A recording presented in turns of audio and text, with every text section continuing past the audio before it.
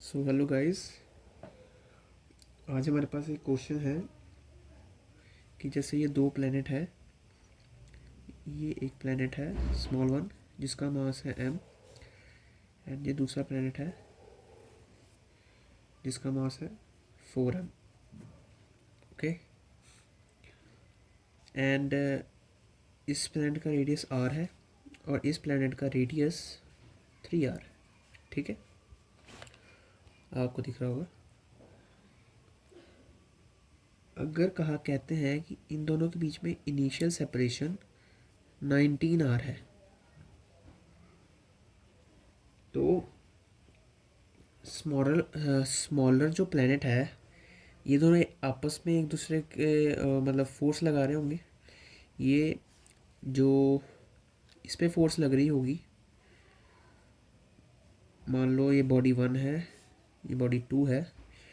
Force on 1 due to 2 and this force on 2 due to 1। ठीक है, ये दोनों आपस में फोर्स लगा रहे होंगे जो कि होगी ग्रेविटेशनल फोर्स, जो कि इक्वल एंड अपोजिट होगी, जिसकी वजह से ये कैंसिल हो जाएगी। ठीक है, तो बात देखिए कि कहते हैं कि स्मॉलर जो प्लेनेट है वो कितना ट्रैवल करेगा, कितना मतलब डिस्टेंस ट्रैवल करेगा जब ये दोनों कोलाइड होंगे। ठीक है, तो एक मेरी बात देखिए कि ये जो उन्होंने डिस्टेंस दिया है 19r, ये दोनों के सेंटर से है। ठीक है, तो इनकी जो कोलिजन होगी वो तो आउटर बॉडी की होगी, ये इस चीज़ की और ये इस चीज़ की। मतलब इसका जो 3r है और जिसका जो r है वो कोई रोल प्ले नहीं करेगा। कोलाइड तो ये दोनों यहाँ से होंगे। ठीक है, तो मतलब r और 3r मतलब 4r जो है वो जो 4r है जो रेडियस, वो कोलिजन में पार्टिसिपेट नहीं करेगा। इसलिए ये दोनों 15r ट्रैवल करेंगे मिला के। ठीक है, 15r ट्रैवल करेंगे। मान लीजिए कि जो छोटी बॉडी है वो आपकी वो x1 ट्रैवल करती है। ठीक है,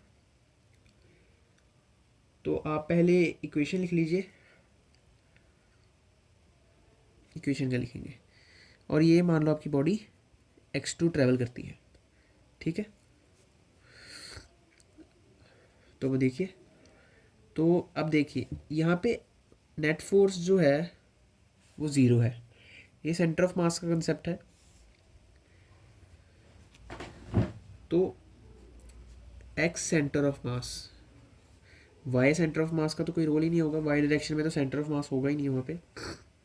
x सेंटर ऑफ मास क्या आएगा m1, और ये कितना डिस्टेंस ट्रैवल करेगा x1। अब ये देखिए, ये इधर को ट्रैवल करेगा एंड ये इधर को ट्रैवल करेगा। ये अपोजिट डायरेक्शन में ट्रैवल करेगा। मान लो हमने ये डायरेक्शन पॉजिटिव ले ली और जो ये डायरेक्शन है वो नेगेटिव हो गई। ठीक है, तो मतलब कि ये -4m, एंड ये कितना ट्रैवल करेगा x2 क्या होगा 15r माइनस x1, इतना ही होगा ना। तो अब ये निकाल सकते हैं आप, mx1 -4m, तो ये 4m नहीं है तो 60mr माइनस 60, यहाँ पे आएगा 60, 4mx1 इक्वल टू 0। अब सर आपने ज़ीरो क्यों पुट किया यहाँ पे, तो देखिए नेट फोर्स ज़ीरो है।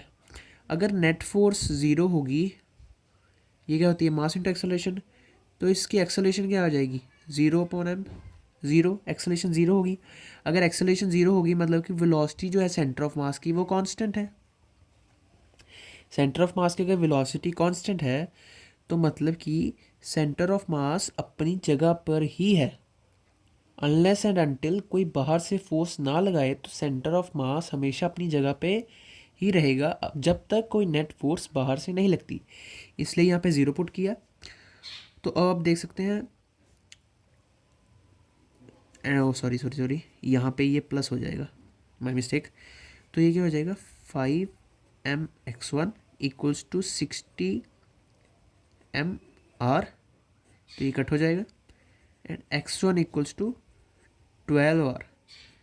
तो मतलब कि जो आपका स्मॉल बॉडी है वो 12r का डिस्टेंस ट्रैवल करेगा। तो ये था क्वेश्चन। होप्स आपको पसंद आया होगा। मैंने अपनी तरफ से बेस्ट दिया आपको समझाने का। होप्स आपको समझ आ जाएगी। Thank you.